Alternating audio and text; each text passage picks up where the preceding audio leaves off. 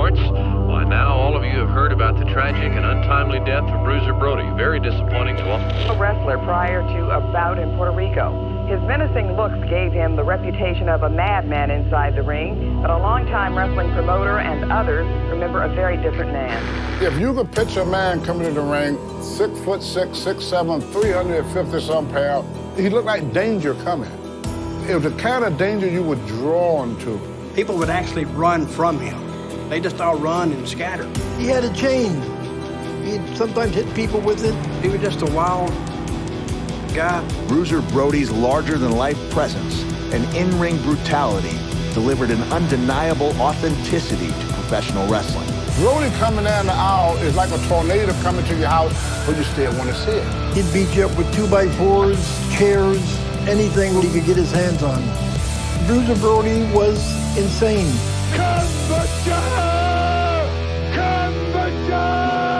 On July 16th, 1988, this insanity bled out of the ring into real life when Bruiser Brody was violently killed in a locker room, moments before the opening bell.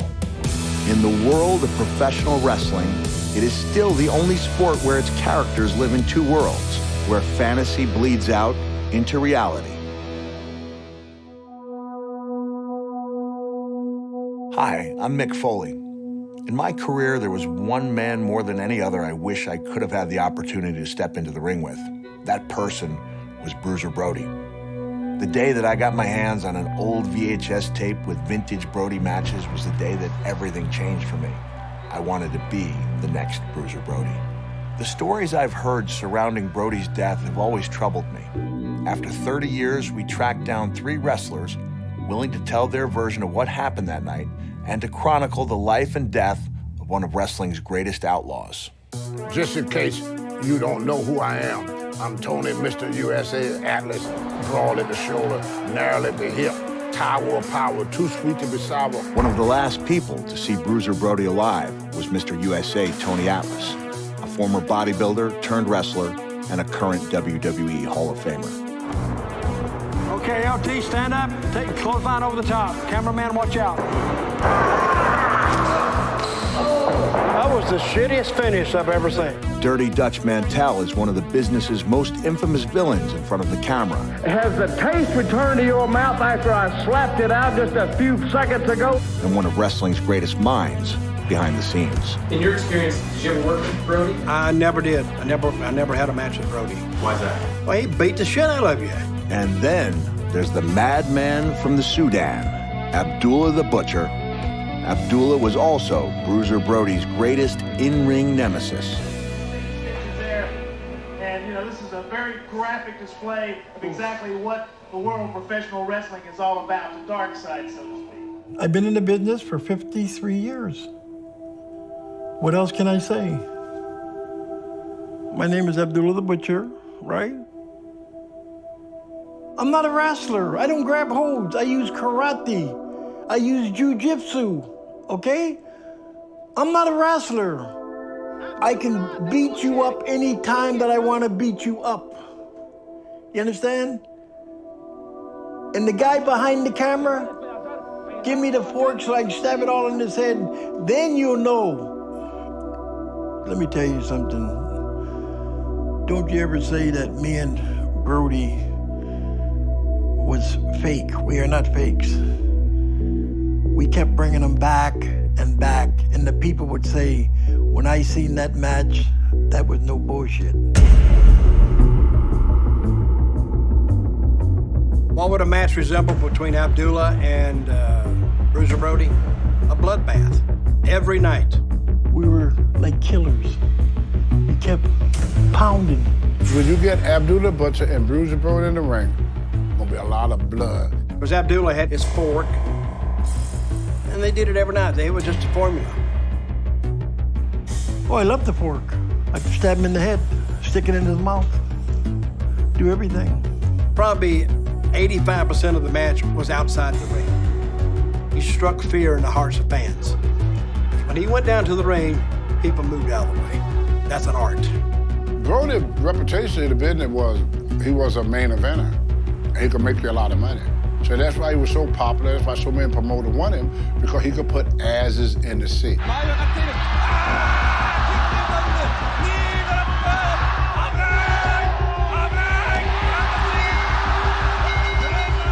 He was a superstar, and at the time, he was one of the biggest stars in the late 70s, early 80s, one of the biggest stars in the world. Bruiser Brody, he was a legend. He was a legend back before he died.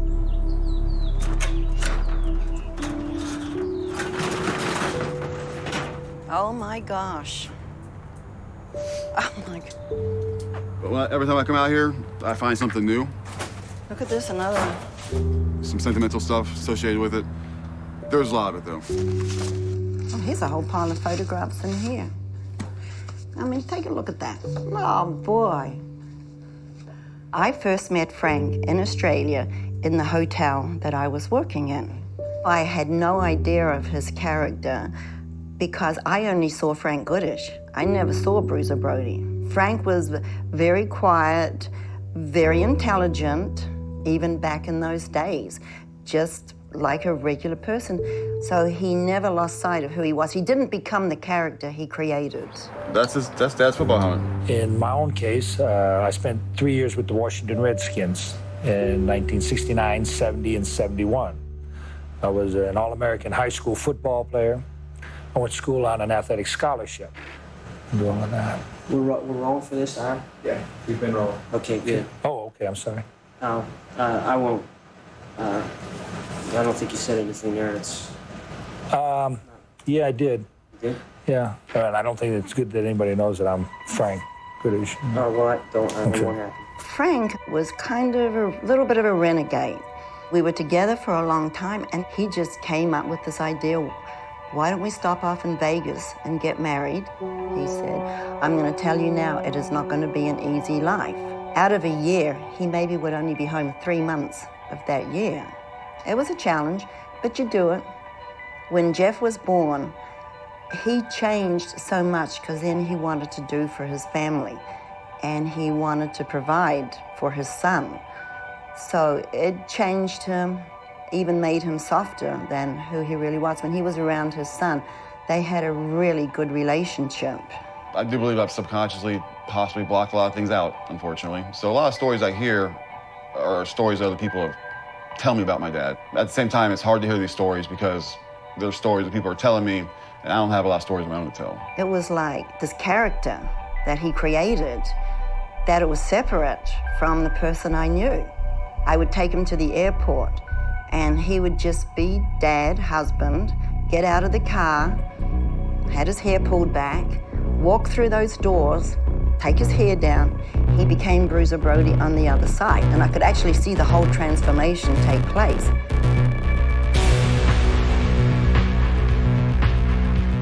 In July 1988, Frank departed for a booking in Puerto Rico, an isolated wrestling territory notorious for its wild blood feuds and the zealousness of its fans.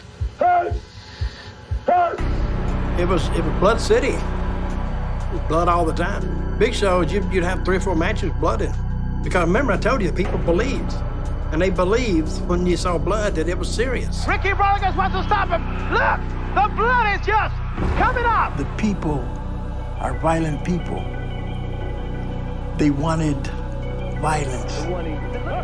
People throw rocks at you, they throw piss on you, they throw urine on you, they throw feces on you. They stoned me. They used to take cups, put glass or stones and throw them at me. They want to see somebody get hurt. They want to see somebody get carried out on a stretcher. Every place you go, they love violence.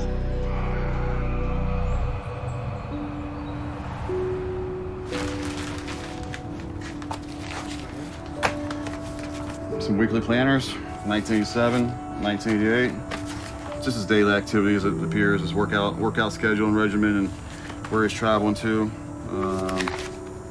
San Juan, Puerto Rico, of all places. Yeah, I believe it was either the 16th or the 17th that happened, unfortunately. In July 1988, Frank Goodish left his family in Texas and entered one of the most violent wrestling territories in the world. His family could not have imagined that this would be the last time that they would see him alive.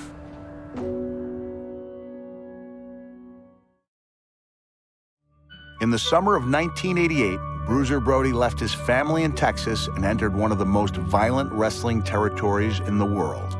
It wasn't only his Puerto Rican fans who were waiting for his return, but some unresolved business and a bitter, long-standing grudge.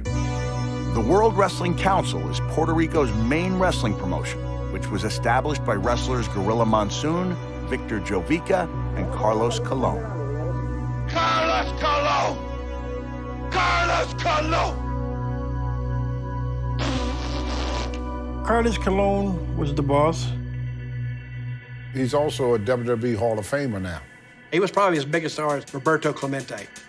Carlos Colon's right-hand man was Jose Huertes Gonzalez, a local wrestler celebrated in the ring as Invader #1. Gonzalez also acted as the company's booker, the person in charge of the creative direction and outcomes of wrestling shows.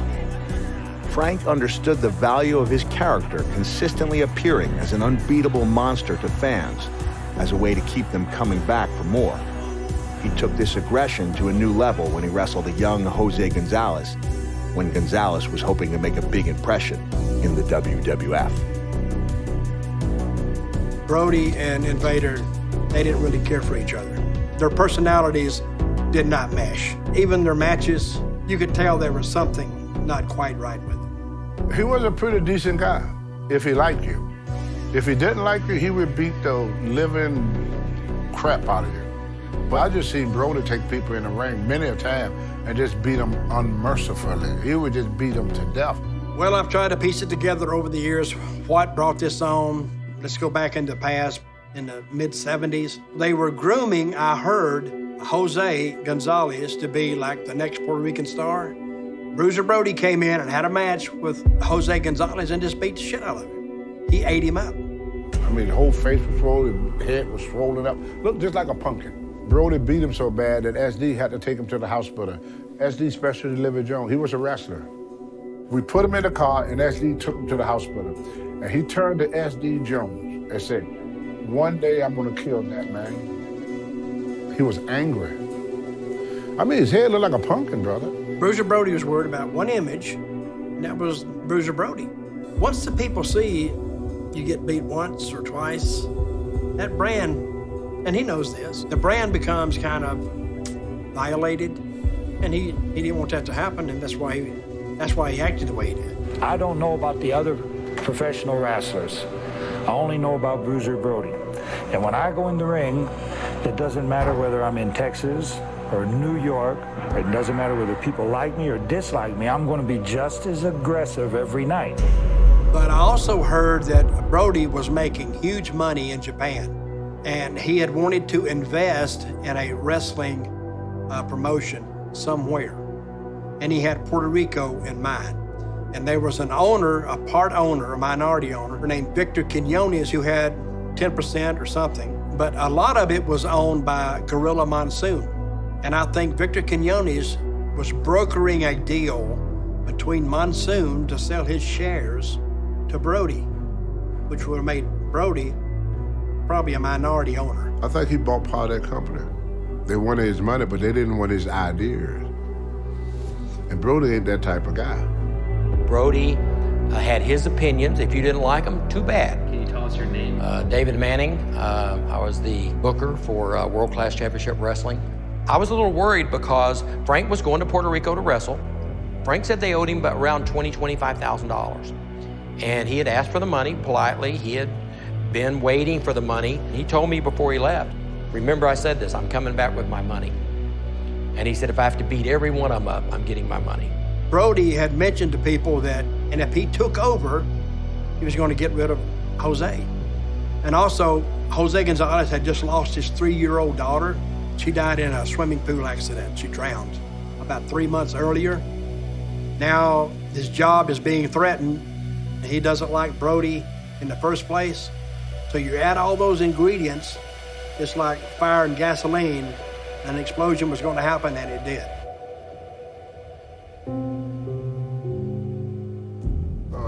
can I please tell the story? I beg you. Because I want to tell it. Okay. I want to tell the story. See. Okay. Yeah. Because I've been out for 2 days, I've been talking about everything but Brody. And I want to tell this story so bad, I'm ready to explode. I've been carrying this story around in my chest for how many years now? This is how me and Brody started our day. Yeah. We were working out in the gym that morning. The same routine we did, this last day here on Earth. I go to the gym every morning anyway. And so me and him, we worked out together. And he said, hey, Tony, want to go get something to eat? So I said, oh, sure, I got to go get something to eat. And then he turned to me at breakfast and he said, I waited a long time to get in down here. So I just got the impression that maybe, just maybe, that he bought in the company. He said, you are going to see a lot of changes. We was at the hotel, and Bruiser Brody and Dutch Mantel was sitting on the steps outside in the front of the building. And I said, Brody, I figure you be gone by now. He said, I'm waiting on Jose Gonzalez. He's supposed to pick me up. And right then I said, that's unusual. Why would Jose, the booker, leave his main eventer? And I said, you could ride with us if you like. So we went to the show, and traffic was horrible leading into the stadium because the cars were lined up, so you know it was going to be a sellout. And we hopped out, and we took our bags to where the dressing rooms were. Now, looking back on it, it was kind of strange, because when I walked in, I remember I got a strange feeling. But Jose was sitting there. I said, he's here. As soon as I come to the door, I saw the three of them sitting there, talking. Jose, Carlos Colon, and Victor, they were sitting in the football huddle. Yeah, it kind of seemed a little strange, because I've never really seen them together like that. And it didn't look like they were in conversation. They were just sitting there, which was even more strange. Gonzalez gets up from his seat, looked me straight in the face, and left. Never looked at Brody, never looked at Dutch, and he walked out of the dressing room. And Brody sat down right beside me. And I sat there maybe 5 minutes. And that feeling of tension, it just got stronger. So I said, I gotta get out of here. I gotta move, maybe if I move around, it'll go away. So I get up and walk out. I go and I sit in the dugout, and I'm watching the crowd come in. So I had my art pad, I set my bag down, I set my chair, and I started sketching. Brody came over, and he looked at it. He said, that is freaking fantastic. He get all excited, big smiles on his face and everything. And he said, I wonder if you could do one for me. So he opened up his little pouch, reached in, and pulled out a picture of his son. Jose came back into the dressing room. I looked up, and Jose was standing there. And he had a towel over his hand. Brody, can I talk to you for a minute, please? Just like that. Can I talk to you for a minute, please? And Brody said, yeah. And he walked in there. And that's where it happened. It's not unusual to discuss match plans privately, but on this evening, the conversation between Brody and Gonzalez would descend into an unthinkable nightmare.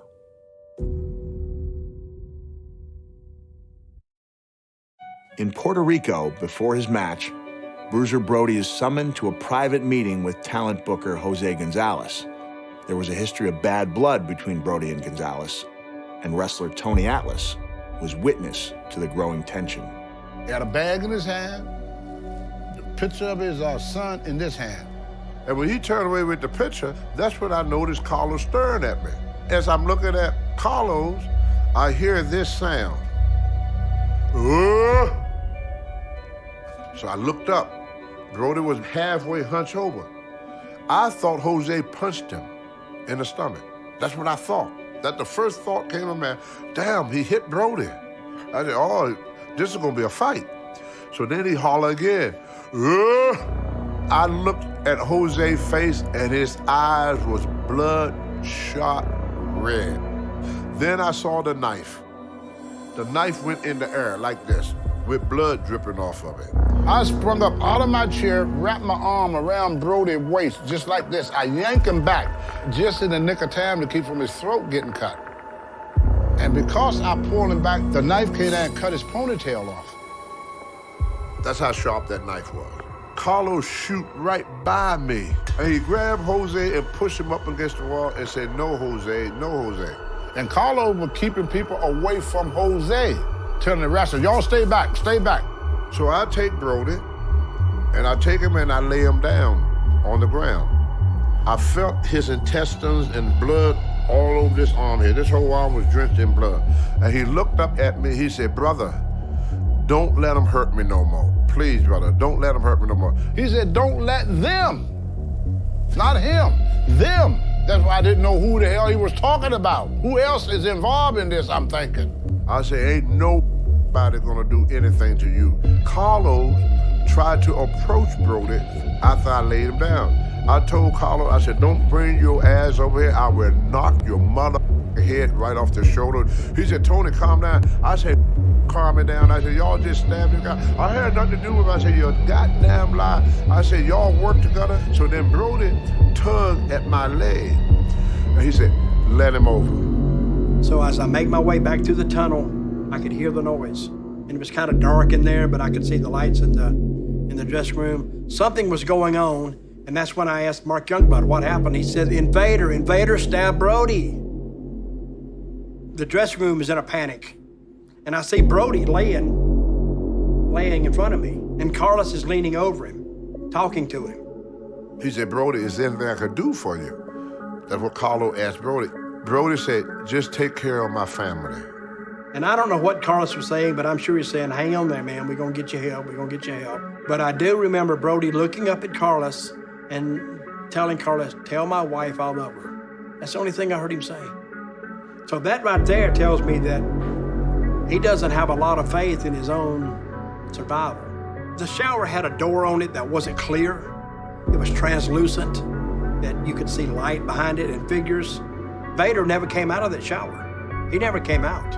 And he was in there with Jovica, who was part owner of the company, and they were screaming at each other. There was nothing I could really do, just watch.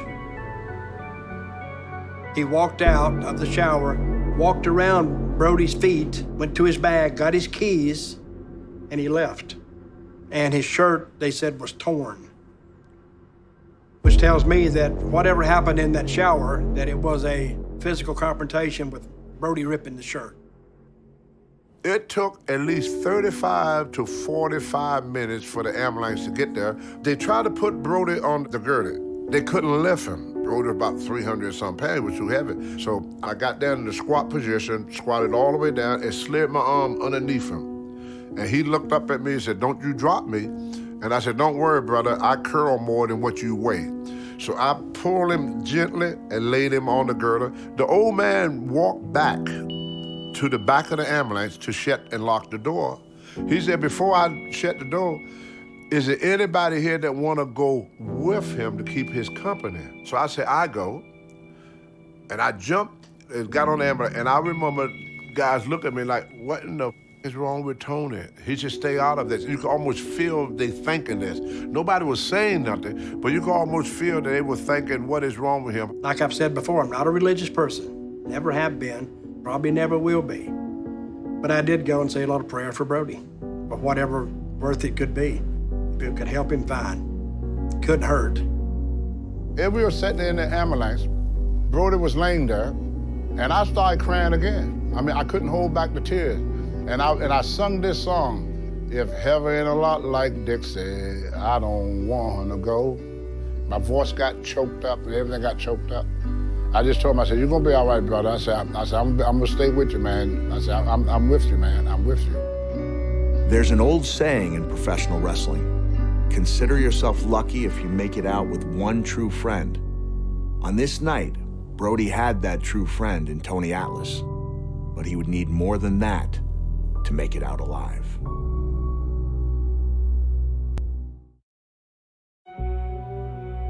Tony Atlas finally made it to the hospital with Bruiser Brody in critical condition, although Atlas's struggle to save Brody's life was far from over. We get to the hospital, and he lay there for probably about 15 or 20 minutes. I got freaking tired of waiting on the doctor. So I finally got one doctor that spoke a little bit of English. And I said, I've been telling people my friend been stabbed. How come nobody going to see him? He told me, he said, a stab in here is like a cold in the U.S. It's no big deal. He said, well, I would get to him when I can and turn to walk away from it. I grabbed him around the waist, yanked him up, all the way up on my shoulder, just like this. And I carried him to Brody. So finally, he looked at Brody. He lifted Brody's hand up and was like this the whole time, just like this. At the same time he lifted his hand up, I remember I was taking his shoes off. When I saw his feet, and it was blue, oh, no, no, no, no, no, because I knew this is real bad. So I said, doctor, please get him in now, you got to go now. He started calling people, come on, we need some help here, we need some help here. I got so freaking mad when I saw that, and I punched the wall. I buried my fist probably about up to my elbow in that wall. That's how hard I hit that wall. While chaos and confusion erupted at the scene of Bruiser Brody's stabbing, rumors began to fly and word reached across the stadium to Abdullah the Butcher in a second dressing room. The doctor came and says,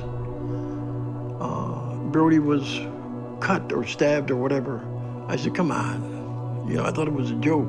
In my opinion, I thought it was working an angle. But when the doctor told me, then I says, holy shit. Because the doctor wouldn't be lying. And that was it. Brody he'd already been taken out. But the police walked in and thinking, well, it's just another crazy, wild wrestling brawl. They didn't think it was real. I was banging on the operating room door talking about what the is going on in there, what's going on in there. And the doctor came out and he said, Tony, he had 2 8-inch cuts. He said, we got his intestines back together. He said, the only problem we have in that is that his liver was sliced. He told me he was gonna be okay. He said, he's stable. He said, but what you need to do, you need to go home because everybody in here is more afraid of you. I wanted to be as far away from that dressing room as I could be. Then I saw Invader walk in, but he had on a different shirt. He continued business like nothing had happened. I don't know why he came back. I really don't. I'm thinking, man, what balls this guy's got? The thing that was so horrible was when I got back to the dressing room. It was more horrible than the stabbing.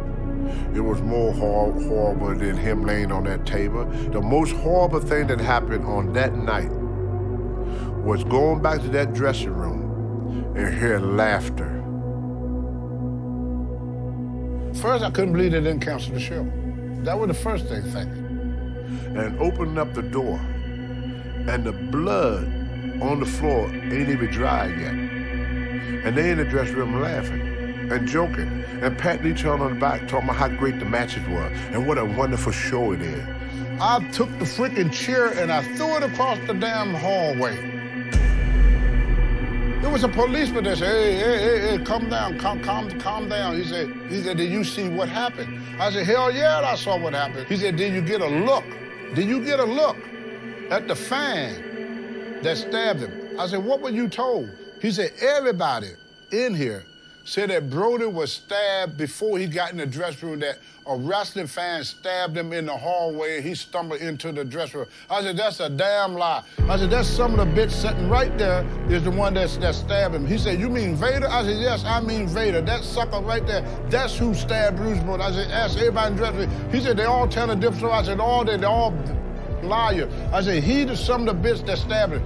He was telling the cops, hey, that's the guy you need to arrest right there. He pointed to Jose Gonzalez. A woman sitting right in the chair right there was putting his wrestling gear in his bag. Like nothing happened. That's the part that messed with my head so much. It was like nothing happened. If you're a policeman and you come into a situation that you think could be staged, they didn't think it was real. Tony knew it was real, so they were actually engaging each other from different perspectives. That's why the disconnect. In professional wrestling, the line between fiction and reality is intentionally blurred. As the night's events continued to unfold, it would be nearly impossible for anyone to tell the difference. or to know the truth.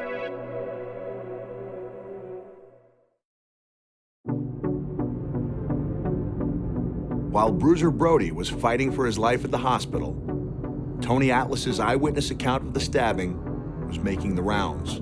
So then that night you wrestled? Carlos Colon, your time is over. That night I wrestled Aaron Sheik, the night of the murder. I just went and did it. I just went in the match. He locked up with me. He said, "How's Brody?" The doctor said he's gonna be okay. He said, "You wrestling fan, they told me that they dangerous." And I said, "Jose Gonzalez did it." Right then, the sheet just straightened right up, just like this. That mother, Jose Gonzalez, Vader mother, killed the King Kong of the Brody. He rolled right out of the ring and went straight back to his locker room. We only wrestled for maybe 1 or 2 minutes. I go to my room, and a guy named Savio Vega, they call him TNT. He said, "Tony, I got your bag. I went to your room and got your bag for you." I said, "For what?" He said, "Don't go to your room. They are looking for you because you talking." So I took my bag, and I went down to the beach, and I walked the beach the whole night. I tried to lay down and get some sleep, but kept waking up every time I hear something. I just go down. Kept looking, I'm paranoid as hell now. I go back to that hotel, walked to the front desk, and I told the girl, and I said, "Listen, if Brody gets any calls to his room, please put them through to my room." They said, "Okay." The phone started ringing about midnight. Kept ringing, ringing, ringing. By this time, it's 1 o'clock in the morning. I said, I'm gonna answer and give them a piece of my mind. So I picked up the phone, and there was this woman, and she said, "This is Nancy Colon." Well, Nancy Colon is Carlos Colon's wife.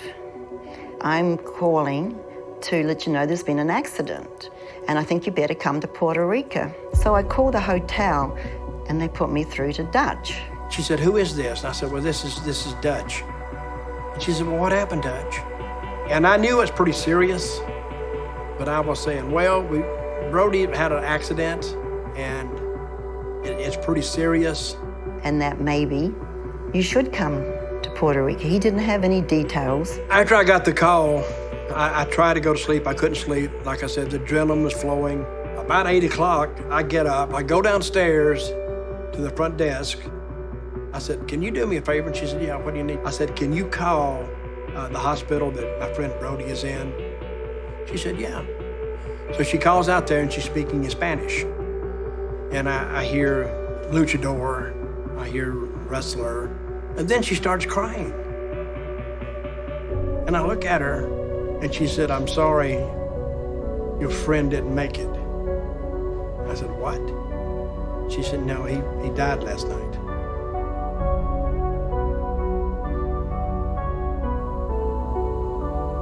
How did you first learn that Brody had passed? Abdullah told me at the meeting when I slept on the beach the whole night. So now I'm going back to the hotel. I saw Abdullah and some of the wrestlers in the lobby. And they said, "Tony, we having a meeting, and they waiting on you to tell them what happened." Did you ever have any hotel room meetings? Hotel? Hell no. No. No, sir.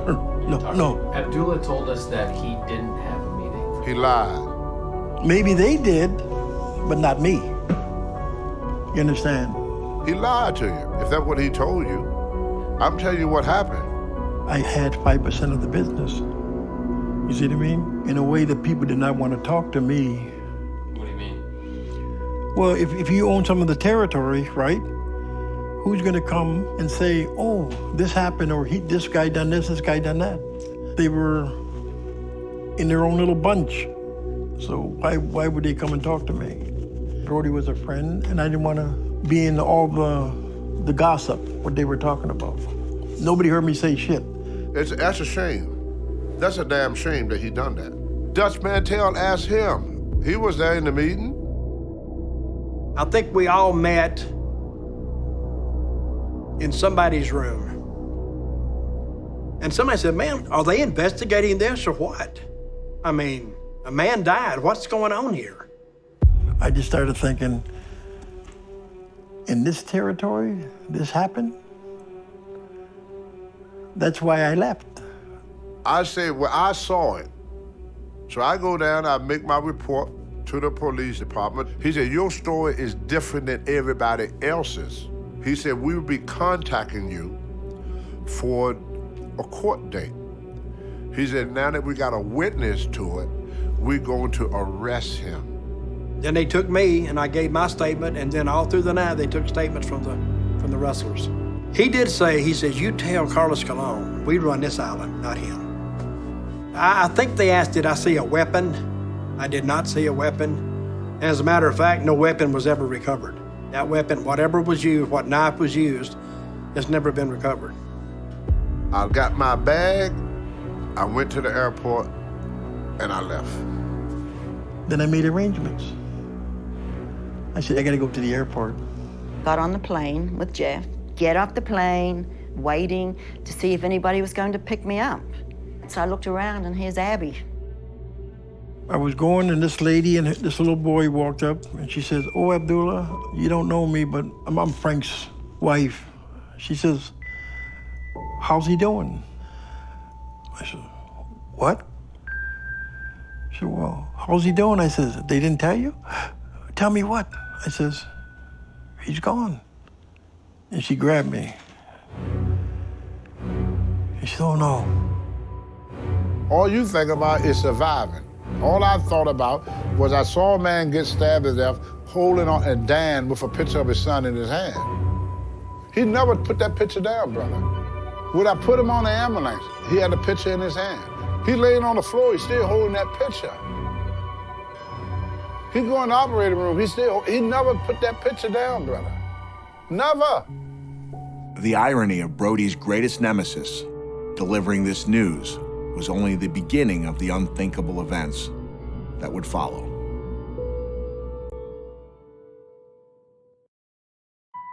Alone with her son in a foreign land and dealing with the shocking circumstances of her husband's death, Barbara Goodish found the strength to make the necessary arrangements.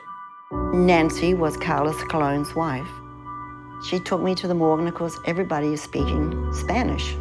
They took me to the window, and you could just see all these bodies in there. And then, of course, the reality, boom, just really started to sink in. Not sure how long it took before it set in. We were in the hotel room, and I just remember crying just incessantly for hours, yelling, screaming. I still didn't realize the magnitude of what had happened. And it probably took, I don't know how long, 10, 15, 20 years maybe. When everything happened, it was like, what do I do? How do I bring him back to the States? And it was like I heard his voice. And it was like he was saying, Barbara, you know what to do. And at that moment, it was, I need to cremate him down here and take him home with me. There was a very simple ceremony in Puerto Rico. I mean, nobody was there except me and Jeff and some of the wrestlers and some of the Puerto Ricans. And Jeff picked out his dad's casket. It was blue. When did you hear Jose was arrested? Start there. About 3 or 4 days later. From what I hear, he was taken down to a local precinct, never was put in the cell. Bail was made for him immediately by some big businessmen there, and he walked back home same day. And so did you come to learn anything about Jose Gonzalez or any of this stuff? I know that the, I'm not even going to say his name. I know that the attacker did it. From what I can hear from everybody, the whole court case was a sham. I mean, do you think there was a cover-up? No, it was not. The only guy that could have covered was Javik and I, and we didn't do that. Right. You know, we told the judge and in the courtroom, we said what we saw. We didn't really, because I didn't see any stabbing, I didn't see any weapon, I didn't see anything. A guy named Tony Rumble, the Boston bad boy, banging on the door, said, Tony, put your channel, put the TV on certain channel. They're talking about the Puerto Rico thing. I flip the TV on, I see Jose on TV coming out of the courthouse. I said, what, they had a hearing? He said, no, they have a trial, they let him go for self-defense. I said, you gotta be kidding me, no, they never contact me. never got contact? Never. Never did. Never did. Finally, my subpoena came in the mail for my appearance. And I already knew the verdict by the time my subpoena arrived at my door. It was 10 days late. That's why the verdict came back not innocent, but not guilty. And Jose never testified. But they believed what his attorney put out, that he was just merely acting in self-defense. The fans in Puerto Rico believed wrestling was real.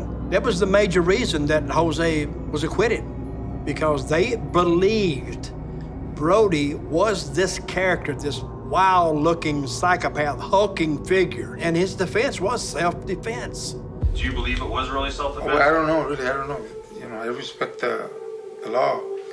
So sad, I really, you know, I wouldn't want to talk about this anymore because it makes you sad. 1 month after Bruiser Brody's passing, All Japan Pro Wrestling hosted a massive tribute show, inviting both Barbara and her son Jeff to be honored in front of the 17,000 fans in attendance. The honor that they respected, and being in that ring and hearing that 10-bell count and hearing everybody chanting, this whole building chanting his name, Brody, Brody, Brody. And I'm just standing there in the ring with Jeff, and it was the most, I mean, just to know how much he was respected. May peace be with you, Bruiser Brody. Bruiser Brody was a brawler of mythic proportions and will always live on as such in the world of professional wrestling. I didn't ever guess that I was going to be a professional wrestler. Once I started in professional wrestling, learned the ropes. If I had it to do over again, I think that I would probably even pass up my 3 years in the NFL and devote them to wrestling because it's been that good to me. He was one of its biggest stars in the 1970s and 80s and is considered one of the all-time greatest wrestlers in Japanese wrestling history, where he is still celebrated today as an icon. Yeah, justice would be great. Some personal justice would be more gratifying than some legal justice, honestly. Mr. Brody, every dog has his day. You cannot kill a legend. See, legends never die. So if that was Jose's theme, is to kill a legend, he failed miserably. Nobody knows the exact circumstances, including the words, if any, exchanged between Frank Goodish and Jose Gonzalez on the night of Brody's death. It remains one of wrestling's darkest and most intriguing mysteries.